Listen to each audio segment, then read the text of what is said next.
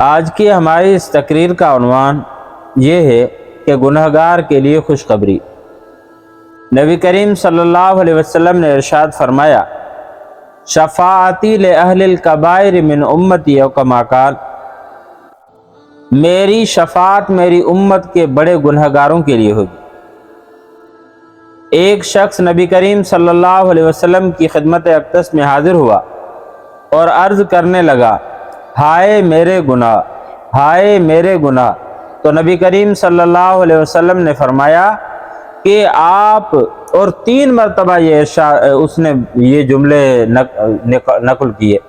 تو نبی کریم صلی اللہ علیہ وسلم نے فرمایا کہ تم ایسے نہیں کہو، بلکہ آپ یوں کہو کہ اللہم مغفرتک اوسع من ذنوبی ورحمتک ارجع عندی من عملی، جس کا ترجمہ یہ ہے کہ اے اللہ، آپ کی مغفرت میرے گناہوں سے بہت زیادہ وسیع ہے، اور آپ کی رحمت میرے نزدیک میرے عمل سے بڑھ کر زیادہ امید کی چیز ہے۔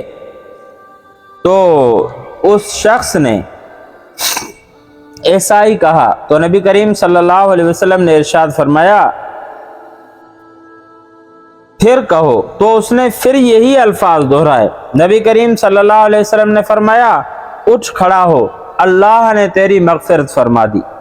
یعنی اللہ تبارک و تعالی گنہگار جب اپنے گناہوں پر پشیمان ہو کر اللہ تبارک و تعالی کے سامنے آتا ہے اور آ کر اپنی جبین نیاز جھکاتا ہے، اپنی عجز کا اظہار کرتا ہے، اللہ تبارک و تعالی کی بڑائی کو بیان کرتا ہے، تو اللہ تبارک و تعالی اس کے گناہوں کو معاف فرما دیتے ہیں۔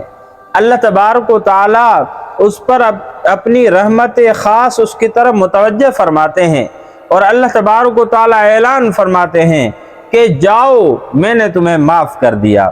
وہ ایک حدیث ہے نا کہ جب رات کا آخری وقت ہوتا ہے تو اللہ تبارک و تعالی کی طرف سے اعلان ہوتا ہے کہ ہے کوئی گنہگار جس نے گناہ کر کر کے زمین اور آسمان کے خلا جو ہے یہ بیچ والا، اس کو اس نے بھر دیا ہو، وہ آئے، آ کر مجھ سے معافی مانگے، میں رب اس کو معاف کر دوں گا، میں اللہ اس کے گناہوں کو معاف کر دوں گا۔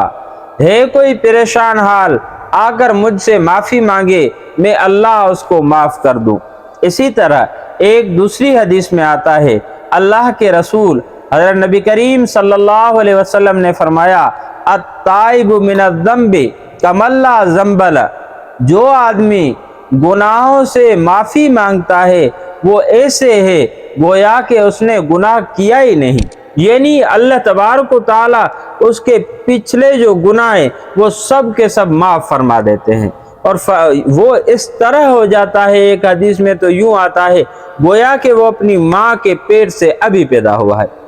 تو اللہ تبارک و تعالیٰ کی رحمت وسیع ہے، ہمیں چاہیے کہ ہم اللہ تبارک و تعالیٰ کے در پر آئیں، اپنے گناہوں کو اللہ کے سامنے بیان کریں اور معافی مانگیں، اللہ غفور الرحیم ہے، معاف فرما دیں گے۔ کہتے ہیں نا کہ صبح کا بھٹکا ہوا اگر شام کو واپس لوٹ کر آئے تو اس کو بھٹکا ہوا نہیں کہتے۔ تو ہم بھٹک چکے ہیں، اب اگر واپس آئیں، جب تک ہماری سانسیں چل رہی ہیں، جب تک ہم چل رہے ہیں، سکرات نہیں آ جاتی، تب تک تو ہمیں موقع ہے۔ ہمیں چاہیے کہ ہم اللہ تبارک و تعالیٰ سے اپنے گناہوں کی معافی مانگیں، اللہ رب العزت ضرور ہمیں معاف فرمائیں گے۔ اللہ تبارک و تعالیٰ سے دعا ہے اللہ رب العزت ہمیں جو ہے اپنے در پہ بار بار آنے کی توفیق نصیب فرمائے، آمین۔